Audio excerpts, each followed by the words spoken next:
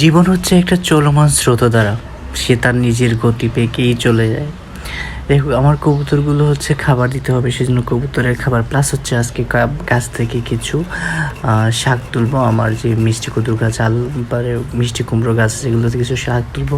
তো কবুতরের জন্য খাবার রেডি করতে গিয়ে মসুর ডাল যেটা আছে সেটাকে একটু ভেঙে গুঁড়া করে দিতে চাচ্ছিলাম, কারণ যেহেতু কবুতরের সাথে কবুতরের বাচ্চাগুলো রয়েছে, সেগুলোর জন্য আস্ত মসুর ডাল অনেক খাওয়ার জন্য অনেক কষ্ট হয়ে যাবে, সেই জন্য ওগুলোকে প্রথম গুঁড়া করে নিচ্ছিলাম। মাছ থেকে ফাঁক থেকে হচ্ছে গিয়ে এগুলো গুঁড়ো করে নেওয়ার সাথে সাথে হচ্ছে আমি যে আমার গাছগুলো আছে এগুলো থেকে আজকে শাক রান্না করে খাবো, কারণ এই কয়দিন মাংস খেতে খেতে আর ভালো লাগতেছে, বিরক্ত লেগে গেছে।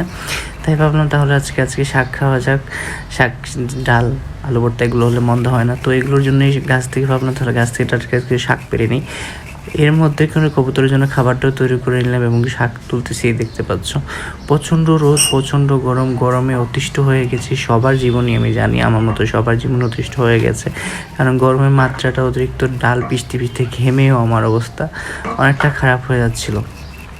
তারপর কী করবো, পিষতে হবে, কারণ ওদেরকে খাওয়াতে হবে। ওরা হচ্ছে গিয়ে নতুন বাচ্চা দিয়েছে, তো বাচ্চার জন্য হচ্ছে দানাদার খাবার প্রয়োজন, সেই জন্যই আর কি মসুর ডালটাকে বেছে নেওয়া। আর গাছ থেকে হচ্ছে মিষ্টি কুঁদো এবং মিষ্টি আলুর শাক তুলে নিলাম। তো এই দেখো অনেকগুলো শাক হয়েছে, এগুলো আজকে রান্না করে খাবো। তো থ্যাংক ইউ সো মাচ।